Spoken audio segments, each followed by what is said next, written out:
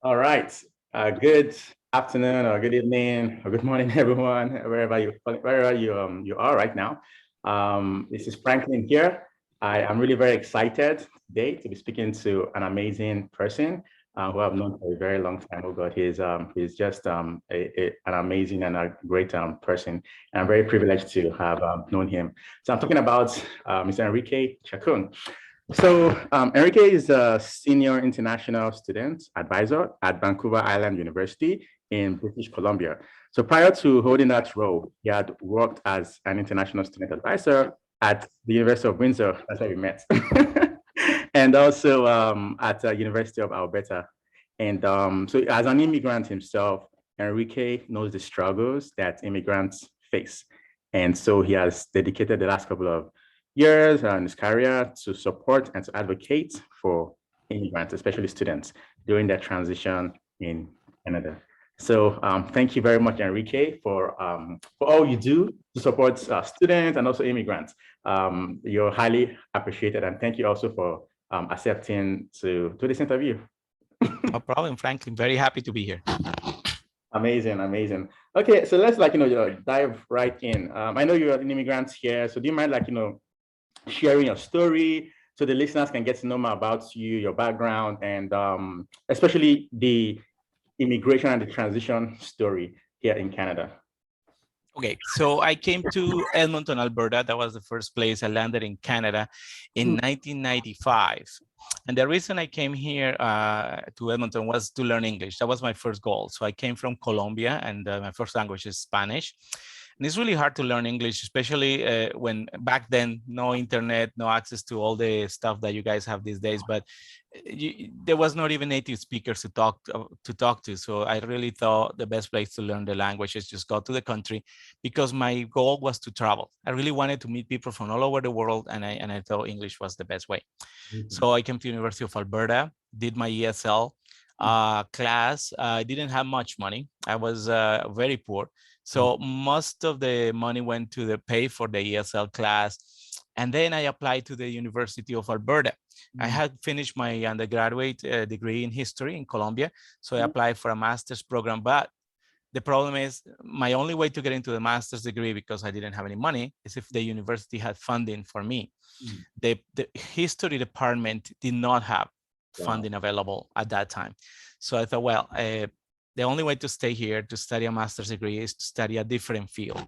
So I started looking around. I started looking for some political science, and finally found a program in the Faculty of Education called International Intercultural Education, which I never even heard of as a master's degree, but I really like it. So once I finished my ESL, I did take the TOEFL. I studied really hard, very fast, because I didn't have much time, and my money was running out. So I needed to get into university and get some funding as soon as possible. So I did pass the TOEFL on the first try, thankfully. And then the university accepted my application. So I understand that the goal of this is to help people who are thinking about coming to Canada and to immigrate to do it. And I think there are some things that obviously help more than others. So what helped me, I had very good grades from my undergraduate degree in Colombia. So many students come thinking, oh, my degree is useless. I'm not going to be able to do anything. I have to start from zero, from scratch. It's not true. Most universities in Canada recognize the degrees as long as you come from a recognized university back in your home country. It doesn't have to be a private, expensive one. Mine was a public university, but it was recognized by the University of Alberta. And my grades were good. So when you have good grades, that really opens doors, because see, my degree was in history, but I actually did my master's degree in education, a different faculty altogether. But because I had good grades, I had a cum laude degree. So that really helps a lot. And learning the language was crucial. One of the things that I wish I had done earlier was had better English basis, but anyway, that's the reason I came to the country. So learning the language for those people who speak English as a first language is obviously an advantage. But it really made a big difference in my opportunities to get into the university. And once I was a student, a master's student, you get a ton of chances to to grow and to work on campus. Yeah. They give you opportunities to work as a graduate assistant, as a teaching assistant, and as a research assistant, where it was really important. And then thanks to that, I got really good connections, and I went really well after my graduation. Right. I didn't have to struggle a lot to get a job after that, because my thesis research was on the University of Alberta international students situation and help and services they receive. So in my thesis, I really got to know all the people who help international students. They got to know me. Well, I was an international student already, so I kind of knew it. Like you know me as an advisor the same way. I had a relationship with my advisor at the University of Alberta, and because of my research, I got to know them better, and they appreciate it, because obviously when you have a thesis research done about what you do, they get more exposure. So he helped them out, and he helped me because I graduated. So so creating, I think, connections is basic and is really important. And you cannot wait until you're done with your degree. Do it while you are a student. Volunteer. That was my first step. If you go in order, when I started my master's degree and I started going to the International Center for Help, I also, the first thing I did, the first time I visited, is how can I get involved? Because I really like dealing with international students. That was kind of my passion. So they said, well, you can volunteer as a peer helper, peer advisor. Actually, it was called, peer helpers, we call them here. Something like that. It's something where you help the students when they arrive to Canada. There when the first day, you show them around, you give them the welcome bag, you tell them how the university works, you answer all their questions. So that was from my first volunteer position. Then I also volunteer as a speaker. We have a speaker group that will go to elementary schools and high schools, and then you will talk about your country and your culture. And I love that one. That was amazing. And we had another volunteer opportunity to be in the host program. So I volunteer everywhere. Every single chance I had, I volunteer. So by now, I spent more time at the International Center than I spent in classes, because all my free time, I was there working, either volunteering, helping out. And when the time came to do my thesis, then doing my research. So it wasn't hard for them to hire me later as an international advisor, because they knew me so well. Like everybody there knew me. So, and that's, I think, many international students have a lot of potential. They're very smart. They have a lot of talent. They have a lot of initiative and all that stuff. But employers don't know that. They don't know who you are, because all they get is a one-page piece of paper with your curriculum, right? That's with your CV. That's not enough. You need to have personal interactions. You need to be there. I think volunteering is the best way in my case. That's how I did it and the way it worked. But also putting yourself out, like the way you do it, Franklin. You create your own persona online, right? You put these videos up. You have your own channel. You have your own, well, you have your own book. You have your own publication. So don't wait for people to come and tell you and give you the places to be, because it may not happen if they don't know you.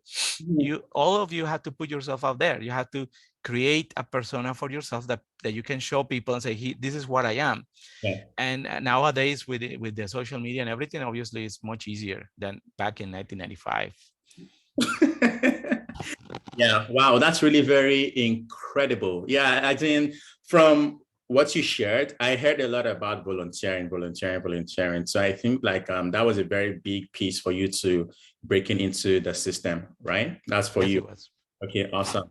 And so thank you for sharing the story and the background. So I know, you mostly focus on or rather your area of specialty is within educational institution, right? So that's where your career is. And what I'm hearing from you right now is that in order for one to have a successful career in that area, the person has to show up a lot within the educational institution space.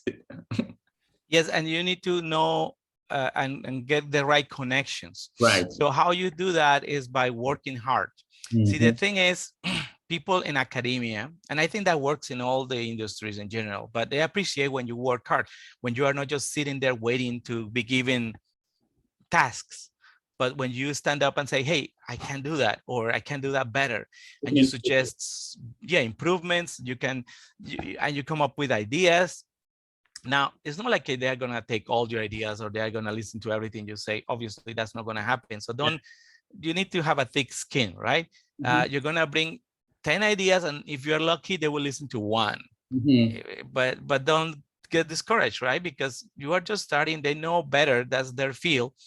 But you have something that they don't have. And that's probably my key message for you today. Find what you have that is unique, that they need, that they don't have. Right. In my case, in the international student services area, what they needed more than anything, and they didn't have, was the international student perspective. They needed the student point of view about everything they do. And now that I've been working on this area for almost, 21 years, Wow. That's so important. We don't have that, right? We need to hear the students' voices. We need to know what the students need, and we need to know how to reach them. We need to know how to help them. And because there's no point of doing all these things that we do and investing a ton of money on helping students if that help doesn't get to them, or the students don't need that. This is not what I need. In reality, I need this. So you need that perspective. So that's what I had at that time when I was a student. That was unique. I could bring my perspective as a new international student, as a person who just learned the language and is just seeing everything with new eyes. Yeah. When you have been working for so long like me, you don't have that perspective. You lose that vision. It's like you imagine how students feel when they arrive to Canada, but it's not the same thing that when I arrived to Canada. You need to hear them. So that's one thing that you can use. Another thing that I use that make me special in the sense that it helped me find a job was my language. When I get to university, I got funding for the Faculty of Education, but which is happening in most universities. They don't fund 100% of your program, a master's or a PhD, especially master's. PhD, you get a little more support, but in master's programs, very rarely you get a university that pays 100% everything you need. So they actually pay. I was very lucky. I got like 50 or a little bit more paid by the university, but I didn't have money to pay the rest, right? So what I did is I started teaching Spanish. So by now I had the educational background, so I could teach. When I was in Colombia, I was also a teacher, so that really helped me. Oh, really? So you transfer your teaching skills from Colombia to, that's amazing. Yeah, because it doesn't matter what language or what your background is. The skills are similar, right? Teaching is teaching. You need to know how to speak to people in public. You need to know how to prepare a class. You have to deliver the class. You have to follow up.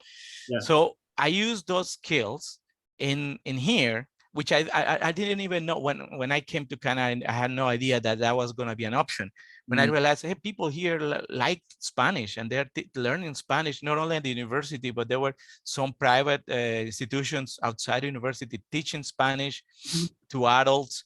So I got a job in the evenings teaching Spanish, and I was teaching at the university. At first I was helping teaching, and then I got my own class, which that's how I paid, because when they give you, so I became a sessional instructor, right? They give you a class to teach. The salary, that is a real salary. That was my first real salary, because until then, which is what many students do, right? You get a job like packing groceries or washing windows, which is what I did, and doing all these other things. Yeah, they give you money enough to pay for your food if you're lucky. That's never gonna pay for your studies, never. In Canada, you're allowed to work 20 hours a week when you're a full-time student, but even if you get the 20 hours well paid, like even more than minimum wage, that's never gonna be enough to pay your fees. Right. If you're lucky, pay your food. If you are extremely lucky, pay your rent, but don't count on that.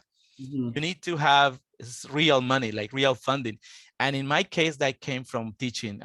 When I was a sessional instructor at the U of A teaching Spanish, thanks to that, I was able to finish my master's degree. I paid for the rest of my degree. And after I finished my degree, because of the relationships and the experience that I had with the International Center, I was lucky that an opening came up. They hired an international student, and that was like, I was right there. So I applied for the job. I got it. I was very happy because that's what I wanted to do. Yeah. And I think that's so important. Try to work in something you love, because if you don't, first of all, you're not going to last. You're going to be miserable. You're not going to have a happy life. You're not going to enjoy what you're doing. So when you look for work in places that you enjoy, that you have fun doing, that you actually don't, it doesn't hesitate in the morning to go to work because you're actually happy to go to work. And that's what I did. The reason I started my degree was because I wanted to learn how to help international students better. I was doing international education, so I went in that direction. And then that's the job I got, which is what I was doing all along during the time I was a student. So during the 3 years that it took me to finish my degree, I was the first year with the English language part, and the other 2 years in a master's degree. During those 3 years, as much as I could, I always help new international students that came behind me with what I knew. So what I was doing in the International Center, right? Remember, volunteering, helping orientation and all that stuff?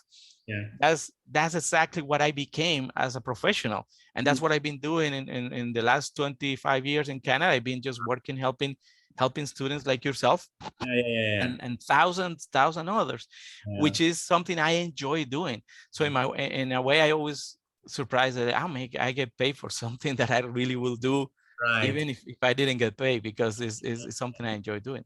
Yeah. Oh my goodness. That was just so good. Thank you so much for sharing. I feel it right here.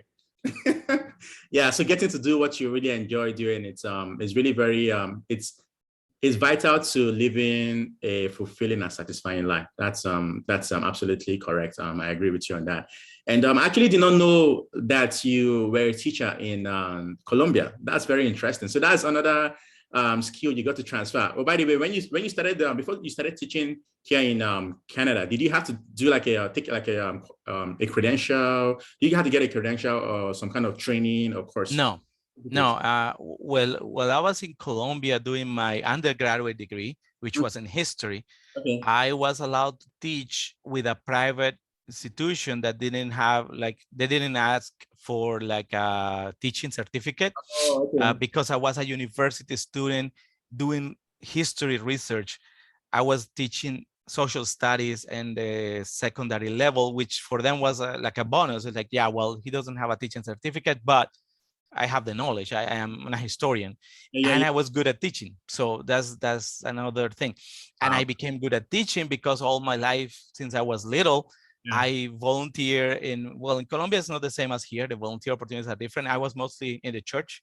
I went to, in church we had this Sunday school kind of thing. So what happened is when you're a little older, they let you take care of the Sunday school. So I learned to teach in church on the Sunday mornings, teaching the little kids stuff about the church. Yeah, so that's how you develop the skills, because this doesn't happen overnight, right? You cannot just learn how to teach like by reading a book or something. You have to practice. You have to learn and make mistakes and watch other people doing, people who are good at it.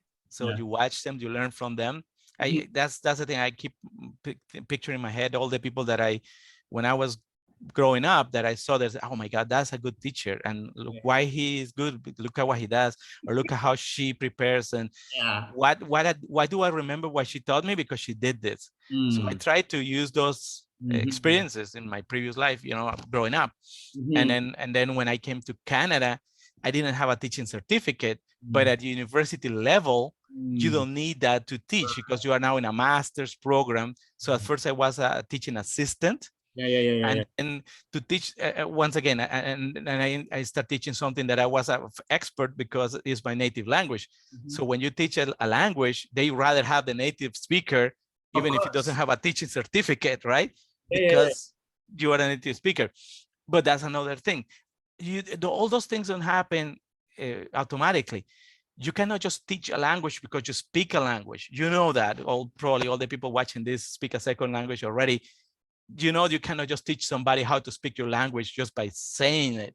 You have to learn how the language works. You need to learn the grammar, the mechanics behind it. Which I did in learning English, interestingly. Mm. When you learn a second language, you learn it from your first language, right? So in order to understand English, I need to know how my language works, because it's like, okay, so now how do the tenses work? What are the pronouns here? What are the adjectives? What are the tenses and and what's the difference between the present tense in English and the present tense in Spanish? And wait a second, in Spanish, we have another tense that is compound. Do they have that in English? So see, if to learn the English language, I had to review my own language, and that helped me to Yeah. teach Spanish later, because I now knew, it's like, oh yeah, well, now I know that we have all these different tenses that I had to relearn when I was learning English. Yeah. So I use that to teach Spanish. Wow, that's incredible. Wow, that's awesome. Lots of salient points there. Yeah, like we'll just move on to the next question. So I know, talking about the obstacles that you went through in the course of getting into the profession, as an international student. So I know you probably mentioned a few of them, but how about we just touch a little bit on the top three obstacles that you faced? I know one of them you mentioned was language barrier, right? So do you mind like just sharing maybe two more? Okay.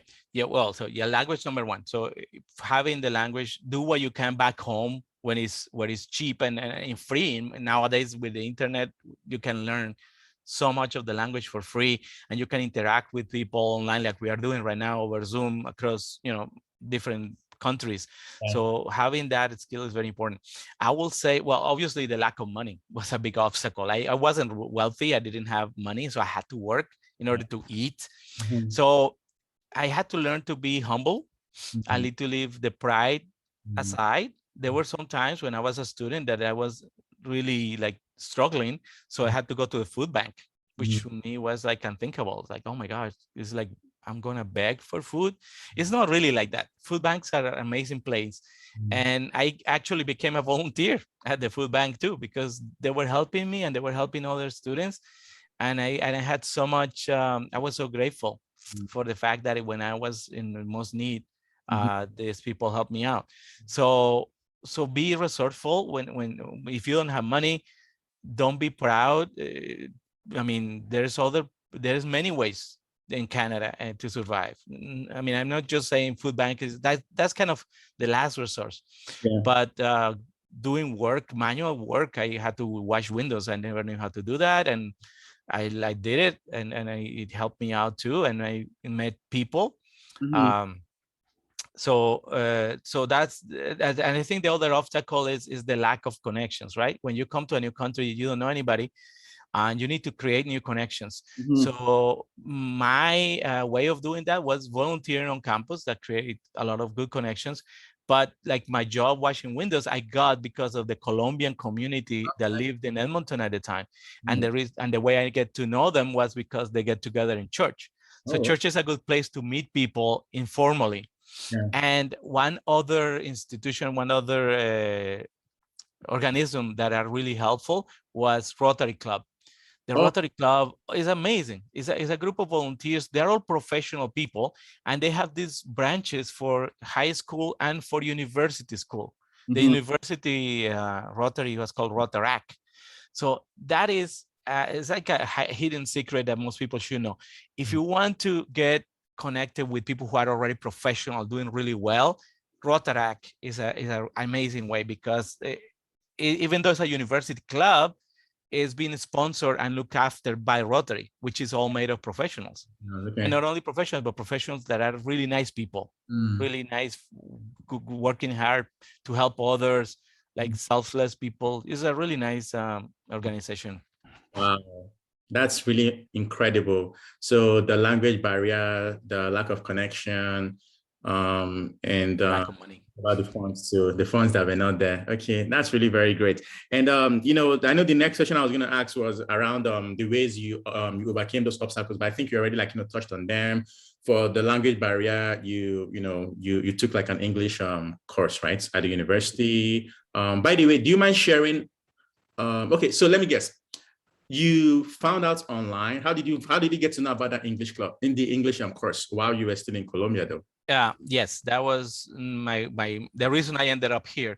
There was a professor from the University of Alberta who came to do research at my university. So remember, I was a university student in Colombia. I was doing my degree in history. So this is a historian that specializes in Latin America and specializes in my region. So when you are doing research like that, you have to go there to see the archives. So this guy used to come every summer to my university. And because as a student, I was also very involved in the sense of volunteering. Also back at home, back in Colombia, I was working at the archive. Well, that wasn't volunteer, actually. I was getting paid for that because I didn't have money in Colombia either. So I had to work to get paid for my university. And so one job was teaching in the private school, and the other one was working at the archive at the university. So by working there, I got to meet this professor that used to come and spend all day. So this guy only gets like 3 weeks every year paid by the university to go and do his research. So he uses all that time, as much as from the beginning. When we open the archive until we close the archive, he's there. He only takes like 2 breaks to go for coffee and to eat lunch, and comes back and keep working because he knows that how precious that time is. That right away to me was surprising. I wasn't used to see somebody with that kind of work ethic in my country. It's like, oh my goodness, why is this guy work so hard? Now, in fairness, it's not like every Canadian works this hard. It's just like his circumstances, right? You get this money that you are responsible for, and you only get this little precious time to use it, and you are doing the research. In history, you need to read like 1,000 documents to get like 1 or 2 ideas or 1 or 2 things that you can use. It's not a very fun. Yeah, work. You get a lot of work and very little results. So and most people get like assistants, other students helping with that research, but he cannot bring those people to Colombia. He has to do it all himself. So I admired that a lot. Like, he was so dedicated to work, and I saw him every year. So I was in the university in Colombia. We have 5 years of undergraduate. So I worked in the archive for like 4 of those years. So every summer, for 4 summers in a row, I got to meet him. At first, I didn't talk to him much because, you know, he's the gringo, and he speaks Spanish, obviously, but it's not like I'm gonna stop him from working. And so I kind of stay away from the first times. And finally, in the last year, when I was ready to graduate, I approached him and I say, Dr. Johnson, you know me because I've been working here. Every time you come, I just give you your papers and everything. But I'm really excited about learning English, and I would like to learn English in Canada. I like Canada as a country. I have read about Canada, and I knew that it was much better destination for me than the United States. I didn't like the United States so much. I didn't like for 2 reasons. I didn't think, first of all, there's too many people speaking Spanish in the United States. So I thought, I don't need to, like, I probably won't be able to learn English as much if I go to there, because there's so many Spanish speaking people, for one thing. And I didn't like the culture, the idea of the United States, where everybody has to kind of merge into the same melting pot. I like the idea of diversity that Canada has. So while the United States is like make everybody be the same, Canada is you stay the way you are because that's important, and we appreciate and we respect that. And in Canada, that's a value. Diversity is a really important value. So I love that. And he said, sure, look, this is my university. So the thing is, every single time, and I have seen this happening a lot, people will come to him, interrupt him, and say, hey, where do you come from? What university? I want to go there. And he will give them the brochure. He will tell them the whole spiel, and they interrupt his work. So I was really worried not to do that until like the last year. And he gave me the same spiel, and he gave me the same brochure. I work at the University of Alberta, blah, blah, blah. And I finished my degree. I graduated. I sold my motorcycle, which was my mean of transportation. With that money, I paid for the tickets, for the airplane tickets, and the tuition fee for the ESL. And I came to the University of Alberta, and he came to pick me up at the airport. And the reason he did that is, like, as I say, he wasn't like his best friend or anything, but he said, I've been going to your university for 6 years doing my work. And in all this time, like hundreds of people always come and ask me about the university, about coming to Canada, about studying, scholarships, all the stuff they always ask. And you're the first one that actually show up. Yeah. Yeah, because everybody asks hoping that, oh, there's going to be a free scholarship. There's going to be a free this and free that. And when he tells them, no, you have to work hard, and then you can make your way up. So yeah, he was very happy that I actually made it. And I went to live in residence, and which was a great experience to live on campus too, and finish my ESL. And yeah, what I just told you. Wow. Oh, that's an incredible story. Really very good to know that there are a lot of good people like the professor out there. Yeah, what he did for you. That's awesome. And if I had known Rotary back in Colombia, which we had Rotary, but I wasn't part of it, that would have been a wonderful opportunity. So for some of you guys who are thinking about coming to Canada, look around. There's probably a Rotary Club in your city and get involved, because the Rotary Clubs are connected all over the world. So all the Rotary Clubs bring students every year. When I joined the Rotary Club as a Rotarian now, we had a program, the exchange student program, and we bring 2 or 3 students every year, and they get to live with a Rotarian family, and it's amazing. And those people get to travel to the other country, live the experience, then go home. But by now they already have the connections, they already learned the language. So that's another amazing, and it's not very expensive because the Rotary Clubs pay for most of these things. Wow. So look into your Rotary Club, join their exchange program, travel abroad. Those are great opportunities and not too expensive. Yeah. Wow, that's really very good. Thanks for sharing that opportunity as well. Hoping people will take advantage of it. Yeah. So I was gonna have us talk about how you overcame some of those challenges, but again, I feel like you already covered on that. The language barrier, you had to take the course, the English course, and for the lack of funds, you had to do some temporary jobs, right? Yes. And the one about connections, you joined the community, you found communities. You mentioned the church, you mentioned the Rotary, right? So those were... Yeah. One thing that overlaps all of those things was volunteering, because by volunteering, I help improve my English, right? Because you finally get to talk to people, you improve your English. And that's another thing about being proud. Lower that threshold of pride, because when you're learning a new language, you're going to sound silly. But if you are humble and you let people know and say, please correct me, help me correct my mistakes, then you get better, then your English improves, then you learn faster, right? Also, by volunteering, I got to make connections. I got to know the people that later hire me in my what I'm doing right now. And also help me figure out job opportunities. So it helped me with the money later on. People think volunteering is giving free work, but it's an investment. What you're doing is cementing and creating the opportunities that later on will pay off.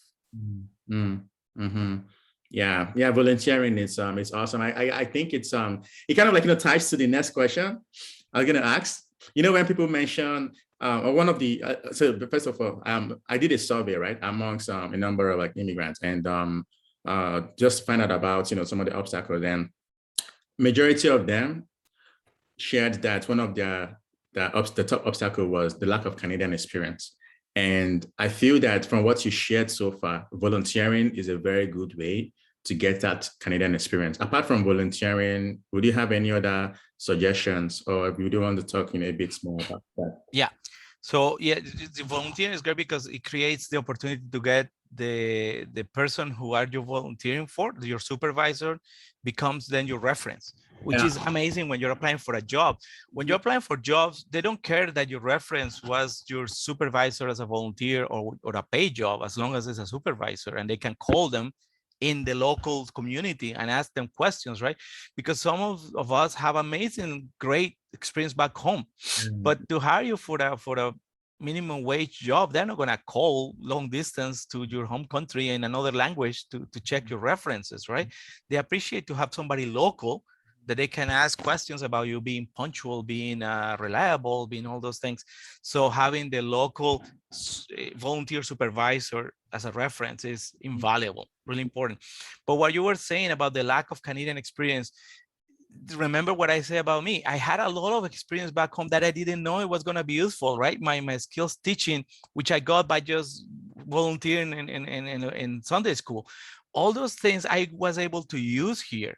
My language, which is something we all have, and it's such an amazing thing, was a great thing that it gave me an advantage. So at first it was like a hinder. It's like, oh, I don't speak the language, but you know what? Speaking a second language is an advantage. My situation as an international student became an advantage. Right. So all those things that were kind of your disadvantages, you can turn them around. I Right. use them in your favor, because just find where you can use that. Like, I'm pretty sure there will be always a place where your situation as an international or a newcomer in Canada, a new immigrant, is valuable. There is thousands of places in Canada that will appreciate to have somebody like you. Yeah. As I said before, Canada loves diversity. Yeah. So they will love to hire somebody who is like you. When you have a work office, a workspace full of white male people, they could be very efficient, but it's not the best work environment, and everybody knows that. So whenever they have a chance to hire a minority, somebody who is a newcomer to Canada, somebody who speaks the second language, somebody who has that kind of experience, the offices, the workplaces are more than interested. So don't think those are disadvantages. They are, in a way. If you feel that way and if you behave that way, there will always be disadvantages.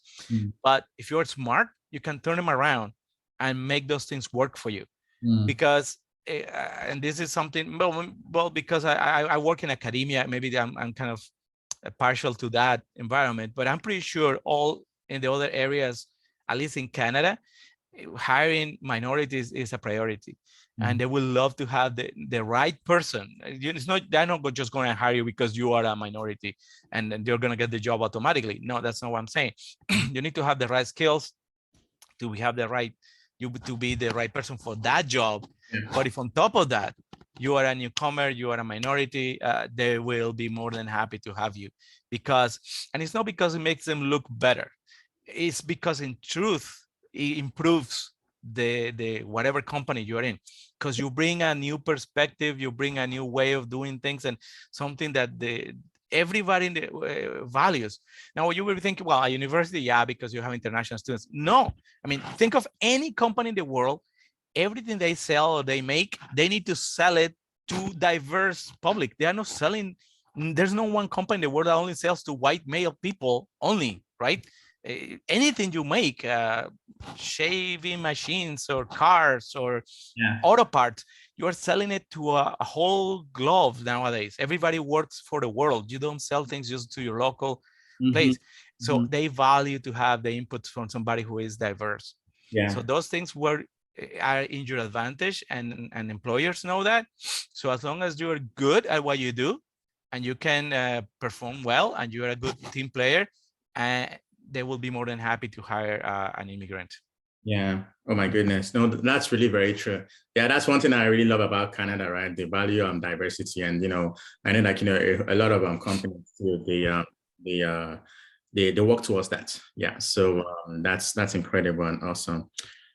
So like, you already shared a lot about your experiences so far, a number of the things you did to overcome the obstacles. And so looking back, right, if you were to start all over again, right, from Colombia, what are some of the things you think you would do differently so that you can so that you can land your profession, so that you'll have landed your professional job faster, or maybe you'll have landed I don't know, maybe like you'll have landed your job faster, or you'll have gotten more opportunities, if that makes sense. Yeah. Well, in my case, I got it pretty fast. Like, I got my job as soon as I finished my degree, but that was a combination of the connections and the opportunity, right? So I guess people will say, well, what happens if you're not lucky and the job that your ideal job is not available then? I think opportunities happen because you are there to look for them. They're always happening around you. You just have to look for them. You have to always be attentive and watch the stuff and be well connected, be involved, and then you will find the opportunities sometimes find you. So for one thing, one thing I will do different, I will learn more English. Yes, that would have helped me better because I struggled my first, I did my first semester of university less than a year after I have been in Canada learning English almost from zero. Yeah. So it was a really steep learning curve to get to that point. I would have had an easier time at school if my English was better. So learn the language, get it, and then not just learn it, but improve it. Reading, read the language is a great thing. Reading is always the best window into any culture.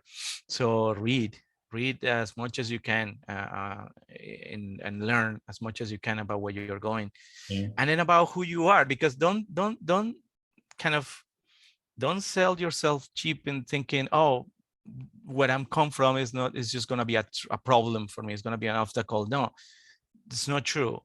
Your culture, your background, your experience, your life experience is valuable, and people appreciate it as long as you're good at delivering it. Doesn't matter what it is. Doesn't matter what your background is valuable. So don't diminish your culture. Don't think is a problem. It's an advantage. And the only way you make it into an advantage is learn about who you are and why you are that way. In my case, I was a historian, so that helped me a lot. I already knew tons about what kind of how my culture worked. But whatever your field is, just make sure you can deliver that to other people. You can transfer, communicate that information. It's like, so what is to be an engineer in Nigeria? What is it to be a chemist in China? What is it to be a teacher in India? All those are things that are really valuable. And if you can make them work for you, your life is going to be much better. Wow. Wow, that's amazing. Getting to know who you are and be comfortable with who you are. Wow, that's really very huge, because I think that one in itself, it determines how you carry yourself, right? And how you put yourself out there, right? Yeah. So Frankly, let me tell you one thing that I just thought about when you were saying that. There's a lot of prejudice, right? And people don't know who you are. Most people, it doesn't matter if it's talking about Canada, United States, or anywhere, they only know a little bit about your culture because of the media. They only know very little snippets, and normally it's negative stuff. Most likely they're going to learn only negative things about where you come from, right? wow. And that's normal. That's how the people are. Like when they talk to you and you tell them, oh, I'm from Colombia, the first thing is like, oh, Pablo Escobar and drugs and stuff like that. That's all they know. Narcos. That's all they have seen about my country. And that's is hard at first. Like you feel like, oh my goodness, this is so painful. But you Yeah. know what? It's the way it is. And what happened after they know you, you Mm. don't have to do a lot of like teaching them in their face and say, what are you talking about? Don't get upset. Yeah, Once yeah, they know you, now they know Colombia because of you. yeah. So Mm. now they have changed the vision of that country because they know you and they know who you are, and you share your culture freely, and you bring food from your country, and you tell them how wonderful things about how you are. And the same happened to you, Franklin, when you were a student. We were people who didn't know Nigeria, never even been there, get to know Nigeria through you. Yeah. So now we know that Nigeria has great food because one time you make good Nigerian food and you share it with all people in the office and in the environment you're in, and stuff like that. And when you celebrate your traditions, remember when the Nigerian students did the Nigerian celebration in October, was it November? You mean the Independence Day? The Independence Day, that you did the whole fashion show and the whole thing. Those are fun things that everybody will like. Who doesn't like free food and music and stuff? Nigerian So food, not just free food, but free Nigerian food. exactly, and delicious on top of that. So those are the things you think about. Oh, all the people know about my country is negative. No, well, that's until they meet you, and then from that moment onward, they get to know a whole different ways about your country, and you become an ambassador, and you change the way they see your culture and your country. So don't get discouraged by the way they see it right now. That's not important. It's the way you're gonna portray it and the way they're gonna see it after they meet you. Yeah. and their vision will change, because obviously the only reason they say that is because they haven't met anybody from there, so they know is what media tells them. But you can make a huge difference, and don't forget that. And that's a responsibility. It's not like that's something that you can take lightly. It's your responsibility because you come from that culture. Yeah. You are now representing that culture, and then it's your responsibility to make people think something more positive about it because of the way you behave, because the things you do. And it's not, obviously you don't force that into people. You just be yourself, right? And be open to talk about it. Like I said, volunteering to go to the schools to teach about my culture, that was amazing. And I love that, because kids are very frank, and they don't know what they don't know, and they are really happy to hear something different and to learn from you. So I will, one thing that I did very early on, I prepared like a PowerPoint about Colombia that I will bring with me to those presentations, but also to other things. Yeah. And just when you meet somebody, it's like, here, let me show you this, you can make a YouTube video about your culture, right? Okay, just let's play this video about who I am, because people don't never heard of where you're from. And it's like, here it is.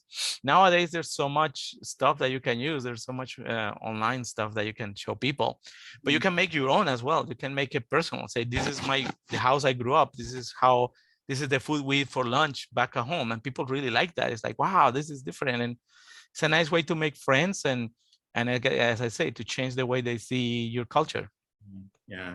Oh my goodness. No, this is a very salient point that you brought up, and thanks for mentioning it, because I remember like a previous interview I had from an individual who is from China. He mentioned the same thing too, about stereotypes, that you are you're meant to be like an ambassador, right? People may have like stereotypes about your country, but bring yourself and put out the real thing, so that they can actually change whatever false picture they had about the country. So this is really very amazing. Thanks for bringing it up, Enrique.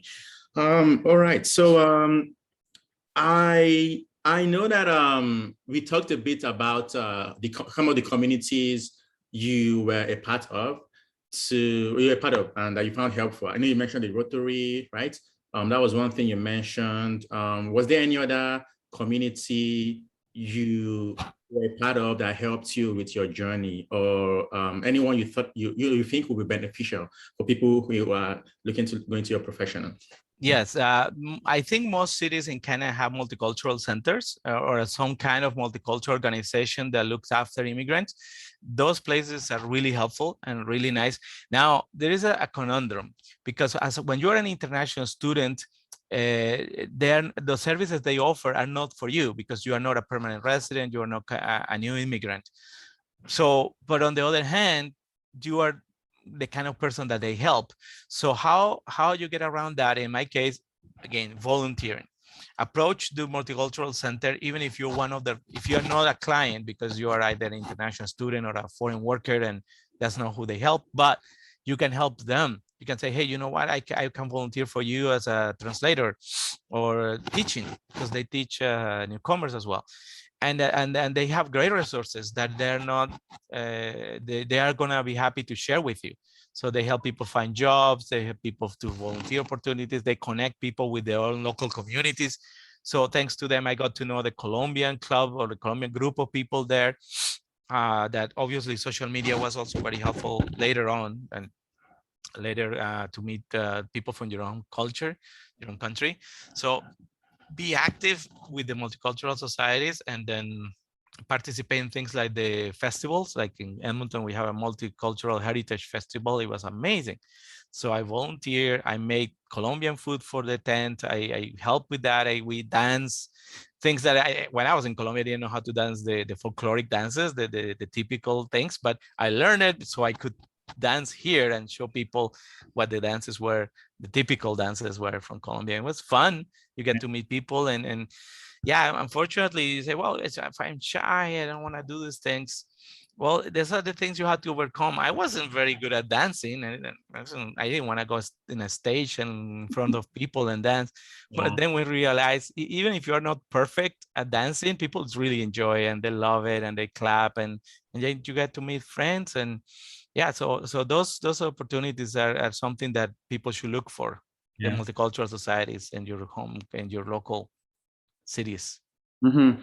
Oh, okay. That's amazing. Really very good. Enrique, I never knew you were a good dancer. Do you have any YouTube videos online that I could watch? No, back in those days when I got involved in all those things, there were no YouTube, Oh, luckily. So there no. is no recording this. That will be embarrassing. You lost some epic moments. I know, I know. Hey, you know, another thing I did too, I thought did dancing. I used to go to a local nightclub and they Really? have this free dance lessons. And I was like, I can teach that. So Yeah. that was really good. Yeah, I got to meet other people that way, make friends Yeah, yeah, from yeah, people who like the culture. Because that's the thing, there's a ton of people, it doesn't matter what your culture is, you will find somebody here that will like that culture. Either yeah. because they like the food, because they travel there, because they have a relative, because they saw a show on TV, a movie they like. So they like your culture, and that's great. So Mhm. those are good people to get close to and Yeah. share what you have. Don't be shy, and let's say put together a little PowerPoint or something that you can show people about who you are, where you come from. Okay. Wow, that's awesome. Really very good. Okay, yeah. So we're going to be wrapping up very soon, and I know obviously there were some cultural differences, right, from Colombia coming into Canada. Do you mind like sharing maybe just two of them that you experienced? Yeah, actually, there was a question that you asked about what the cultural differences at work, and that was one of the that was one of my first shock Mm. when I started working here in Canada. People in Canada separate their life, their personal life, from their work life Mm. very, very well. And Wow. it's not something that happened. It's not something that they tell you. It's just the way it is. It's just people live very separate lives. While where I'm come from, and I think most of the African countries too, people don't do that. You are social everywhere. You are the same kind of everywhere, and you make connections everywhere, and people gossip everywhere, and that doesn't happen here. Mm. So two things that happened to me when I work personally. I've been working in this office as an international student advisor for like 6 months now. There's three of us. The other international student advisor got married, Mm. and she got married and everything, and I wasn't invited to the wedding, Mm. which in Canada is normal. I mean, you don't invite the people you work with, especially if it's only for 6 months. I think she only invited our boss, and I don't even think, yeah, that was it.